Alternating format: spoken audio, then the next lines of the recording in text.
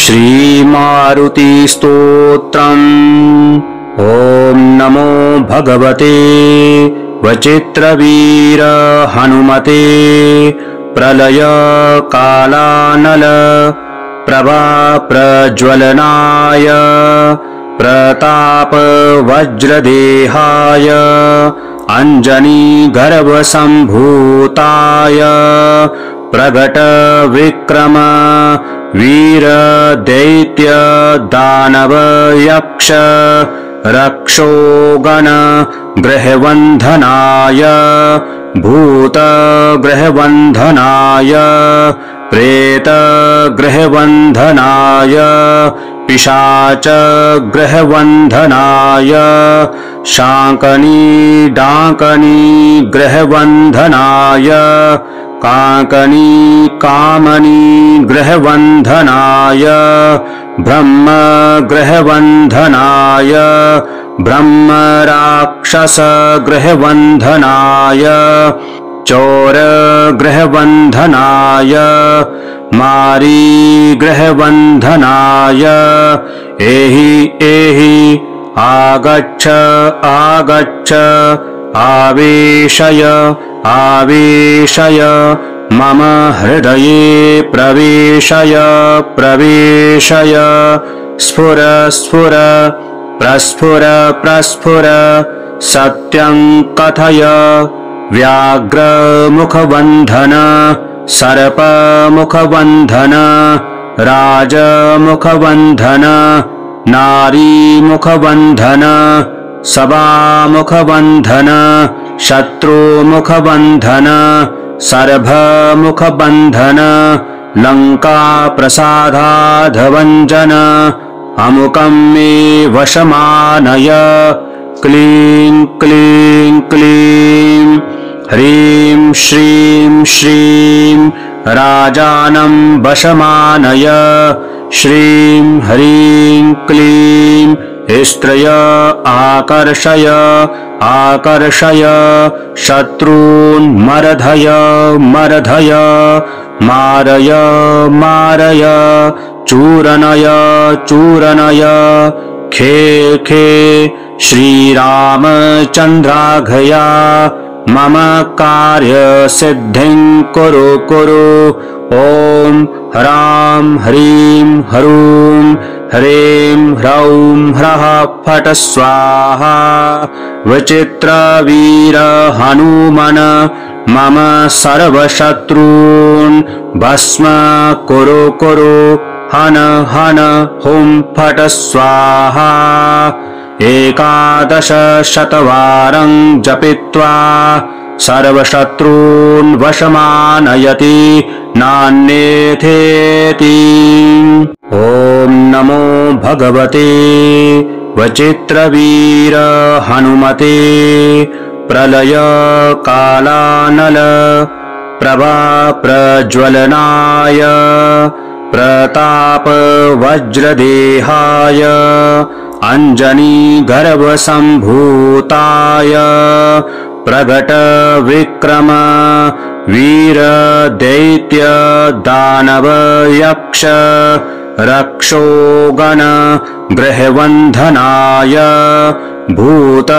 ग्रहवन्धनाय प्रेत ग्रहवन्धनाय पिशाच ग्रहवन्धनाय शांकनी डांकनी ग्रहवन्धनाय कांकनी कामनी ग्रहवन्धनाय ब्रह्म ग्रहवन्धनाय ब्रह्म राक्षस ग्रहवन्धनाय चोर ग्रहवन्धनाय मारी ग्रहवन्धनाय एहि एहि आगच्छ आगच्छ आवेशय आवेशय मम हृदये प्रवेशय प्रवेशय स्फुर स्फुर प्रस्फुर प्रस्फुर सत्यं कथय व्याघ्र मुखबन्धन सर्पमुखबन्धन राजमुखबन्धन नारीमुखबन्धन सभामुखबन्धन शत्रुमुखबन्धन सर्भमुखबन्धन लङ्काप्रसादाधवञ्जन अमुकं मे वशमानय क्लीं क्लीं क्लीं ह्रीं श्रीं श्रीं राजानं वशमानय श्रीं ह्रीं क्लीं स्त्रय आकर्षय आकर्षय शत्रून् मर्धय मर्धय मारय मारय चूरनय चूरनय खे खे श्रीरामचन्द्राघया मम कार्यसिद्धिं कुरु कुरु ॐ ह्रां ह्रीं ह्रूं ह्रीं ह्रौं ह्रः फट् स्वाहा विचित्रवीर हनुमन् मम सर्वशत्रून् भस्म कुरु कुरु हन हन हुं फट् स्वाहा 11 शतवारं जपित्वा सर्वशत्रून् वशमानयति नान्येथेति। ॐ नमो भगवते वचित्रवीर हनुमते प्रलय कालानल प्रभा प्रज्वलनाय प्रताप वज्रदेहाय अंजनी गर्भसंभूताय प्रगट विक्रम वीर दैत्य दानव यक्ष रक्षोगण गृहबन्धनाय भूत गृहबन्धनाय प्रेत गृहबन्धनाय पिशाच गृहबन्धनाय शाकनी डाकनी गृहबन्धनाय काकनी कामनी गृहबन्धनाय ब्रह्म गृहबन्धनाय ब्रह्म राक्षस गृहबन्धनाय चोर गृहबन्धनाय मारी गृहबन्धनाय एहि एहि आगच्छ आगच्छ आवेशय आवेशय मम हृदये प्रवेशय प्रवेशय स्फुर स्फुर प्रस्फुर प्रस्फुर सत्यं कथय व्याघ्रमुखबन्धन सर्पमुखबन्धन राजमुखबन्धन नारीमुखबन्धन सभामुखबन्धन शत्रुमुखबन्धन सर्भमुखबन्धन लङ्काप्रसादाधवञ्जन अमुकं मे वशमानय क्लीं क्लीं क्लीं ह्रीं श्रीं श्रीं राजानं वशमानय श्रीं ह्रीं क्लीं स्त्रय आकर्षय आकर्षय शत्रून् मर्धय मर्धय मारय मारय चूरनय चूरनय खे खे श्रीरामचन्द्राघया मम कार्यसिद्धिं कुरु कुरु ॐ ह्रां ह्रीं ह्रूं ह्रीं ह्रौं ह्रः फट् स्वाहा विचित्रवीर हनुमन् मम सर्वशत्रून् भस्म कुरु कुरु हन हन हुं फट् स्वाहा 11 शतवारं जपित्वा सर्वशत्रून् वशमानयति नान्येथेति। ॐ नमो भगवते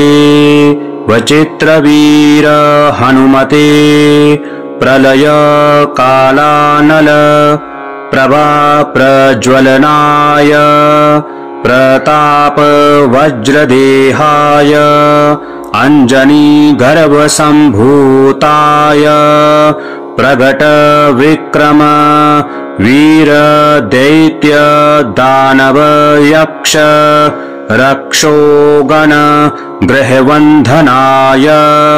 भूत गृहबन्धनाय प्रेत गृहबन्धनाय पिशाच गृहबन्धनाय शाकनी डाकनी गृहबन्धनाय काकनी कामनी गृहबन्धनाय ब्रह्म गृहबन्धनाय ब्रह्म राक्षस गृहबन्धनाय चोर गृहबन्धनाय मारी गृहबन्धनाय एहि एहि आगच्छ आगच्छ आवेशय आवेशय मम हृदये प्रवेशय प्रवेशय स्फुर स्फुर प्रस्फुर प्रस्फुर सत्यं कथय व्याघ्रमुखबन्धन सर्पमुखबन्धन राजमुखबन्धन नारीमुखबन्धन सभामुखबन्धन शत्रुमुखबन्धन सर्भमुखबन्धन लङ्काप्रसादाधवञ्जन अमुकं मे वशमानय क्लीं क्लीं क्लीं ह्रीं श्रीं श्रीं राजानं वशमानय श्रीं ह्रीं क्लीं स्त्रय आकर्षय आकर्षय शत्रून् मर्धय मर्धय मारय मारय चूरनय चूरनय खे खे श्रीरामचन्द्राघया मम कार्यसिद्धिं कुरु कुरु ॐ ह्रां ह्रीं ह्रूं ह्रीं ह्रौं ह्रः फट् स्वाहा विचित्रवीर हनुमन मम सर्वशत्रून् भस्म कुरु कुरु हन हन हुं फट् स्वाहा 11 शतवारं जपित्वा सर्वशत्रून् वशमानयति नान्येथेति। ॐ नमो भगवते वचित्रवीर हनुमते प्रलय कालानल प्रभा प्रज्वलनाय प्रताप वज्रदेहाय अंजनी गर्भसम्भूताय प्रगट विक्रम वीर दैत्य दानव यक्ष रक्षोगण गृहबन्धनाय भूत गृहबन्धनाय प्रेत गृहबन्धनाय पिशाच गृहबन्धनाय शाकनी डाकनी गृहबन्धनाय काकनी कामनी गृहबन्धनाय ब्रह्म गृहबन्धनाय ब्रह्म राक्षस गृहबन्धनाय चोर गृहबन्धनाय मारी गृहबन्धनाय एहि एहि आगच्छ आगच्छ आवेशय आवेशय मम हृदये प्रवेशय प्रवेशय स्फुर स्फुर प्रस्फुर प्रस्फुर सत्यं कथय व्याघ्रमुखबन्धन सर्पमुखबन्धन राजमुखबन्धन नारीमुखबन्धन सभामुखबन्धन शत्रुमुखबन्धन सर्भमुखबन्धन लङ्काप्रसादाधवञ्जन अमुकं मे वशमानय क्लीं क्लीं क्लीं ह्रीं श्रीं श्रीं राजानं वशमानय श्रीं ह्रीं क्लीं स्त्रय आकर्षय आकर्षय शत्रून् मर्धय मर्धय मारय मारय चूरनय चूरनय खे खे श्रीरामचन्द्राघया मम कार्यसिद्धिं कुरु कुरु ॐ ह्रां ह्रीं ह्रूं ह्रीं ह्रौं ह्रः फट् स्वाहा विचित्रवीर हनुमन् मम सर्वशत्रून् भस्म कुरु कुरु हन हन हुं फट् स्वाहा 11 शतवारं जपित्वा सर्वशत्रून् वशमानयति नान्येथेति। ॐ नमो भगवते वचित्रवीर हनुमते प्रलय कालानल प्रभा प्रज्वलनाय प्रताप वज्रदेहाय अंजनी गर्भसंभूताय प्रगट विक्रम वीर दैत्य दानव यक्ष रक्षोगण गृहबन्धनाय भूत गृहबन्धनाय प्रेत गृहबन्धनाय पिशाच गृहबन्धनाय शाकनी डाकनी गृहबन्धनाय काकनी कामनी गृहबन्धनाय ब्रह्म गृहबन्धनाय ब्रह्म राक्षस गृहबन्धनाय चोर गृहबन्धनाय मारी गृहबन्धनाय एहि एहि आगच्छ आगच्छ आवेशय आवेशय मम हृदये प्रवेशय प्रवेशय स्फुर स्फुर प्रस्फुर प्रस्फुर सत्यं कथय व्याघ्रमुखबन्धन सर्पमुखबन्धन राजमुखबन्धन नारीमुखबन्धन सभामुखबन्धन शत्रुमुखबन्धन सर्वमुखबन्धन लङ्काप्रसादाधवञ्जन अमुकं मे वशमानय क्लीं क्लीं क्लीं ह्रीं श्रीं श्रीं राजानं वशमानय श्रीं ह्रीं क्लीं स्त्रय आकर्षय आकर्षय शत्रून् मर्धय मर्धय मारय मारय चूरनय चूरनय खे खे श्रीरामचन्द्राघया मम कार्यसिद्धिं कुरु कुरु ॐ ह्रां ह्रीं ह्रूं ह्रीं ह्रौं ह्रः फट् स्वाहा विचित्रवीर हनुमन् मम सर्वशत्रून् भस्म कुरु कुरु हन हन हुं फट् स्वाहा 11 शतवारं जपित्वा सर्वशत्रून् वशमानयति नान्येथेति। ॐ नमो भगवते वचित्रवीर हनुमते प्रलय कालानल प्रभा प्रज्वलनाय प्रताप वज्रदेहाय अंजनी गर्भसंभूताय प्रगट विक्रम वीर दैत्य दानव यक्ष रक्षोगण गृहबन्धनाय भूत गृहबन्धनाय प्रेतगृहबन्धनाय पिशाचगृहबन्धनाय शाङ्कनीडाङ्कनीगृहबन्धनाय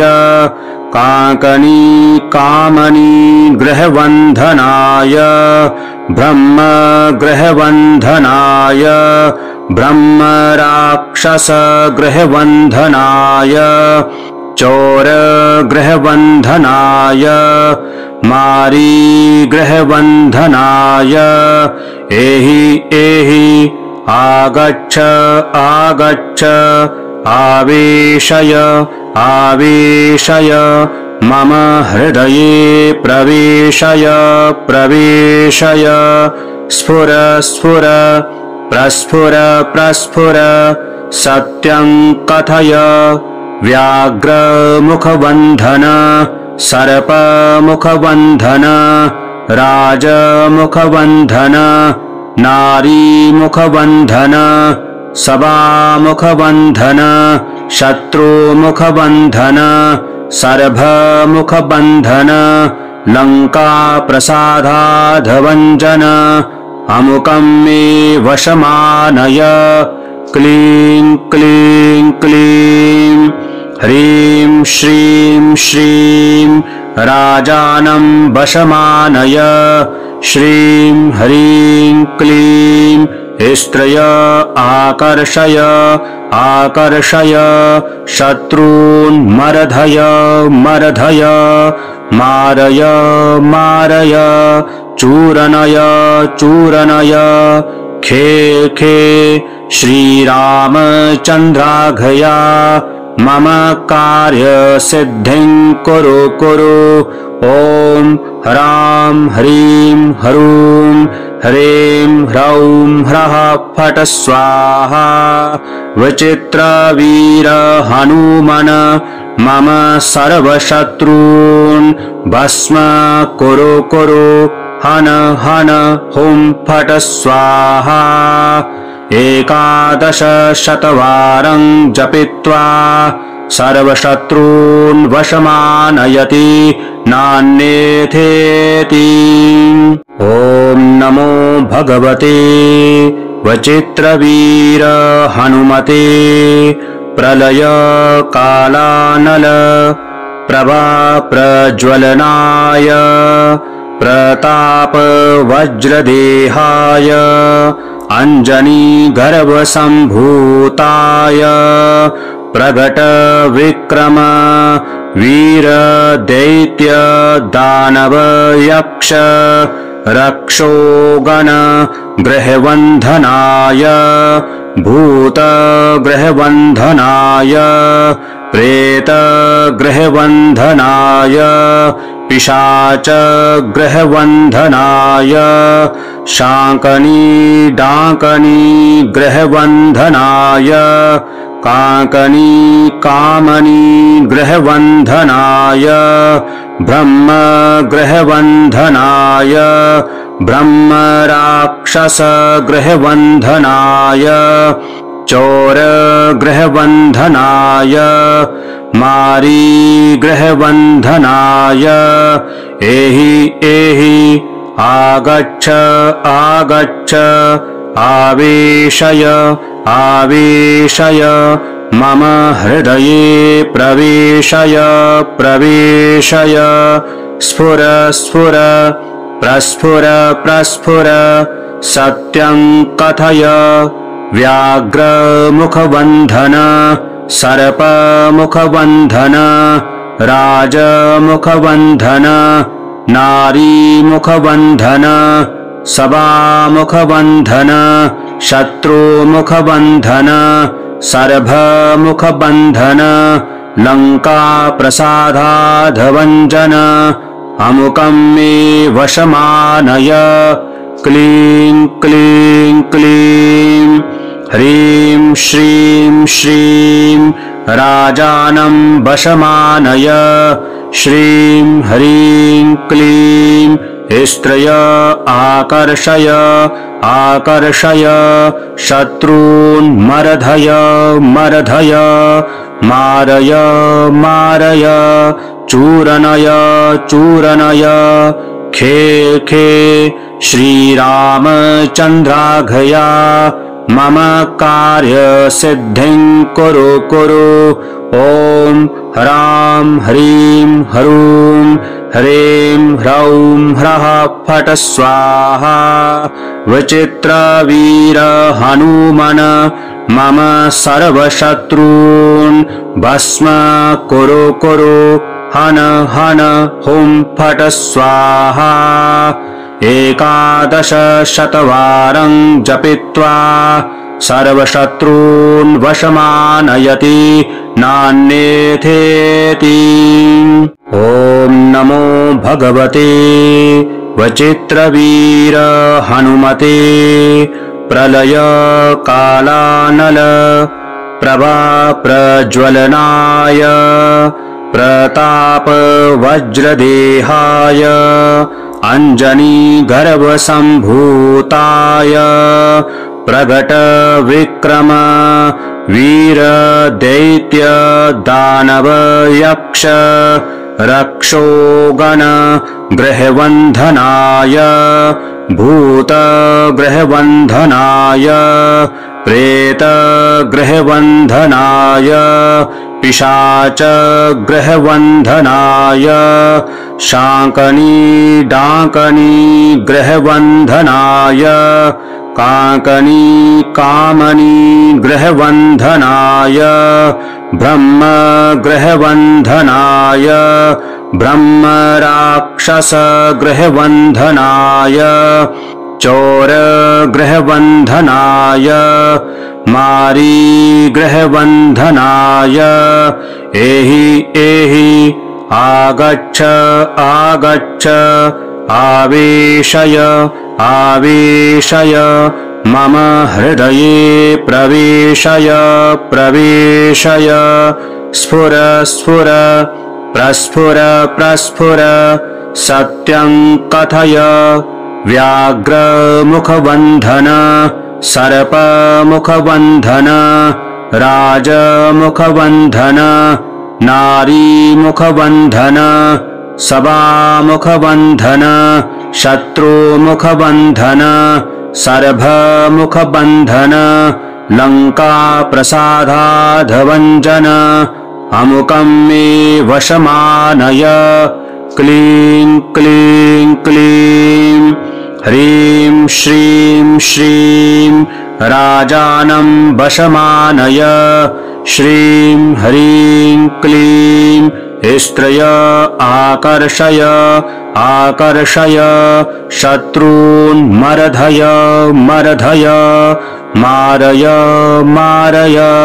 चूरनय चूरनय खे खे श्रीरामचन्द्राघया मम कार्यसिद्धिं कुरु कुरु ॐ ह्रां ह्रीं ह्रूं ह्रीं ह्रौं ह्रः फट् स्वाहा विचित्रवीर हनुमन् मम सर्वशत्रून् भस्म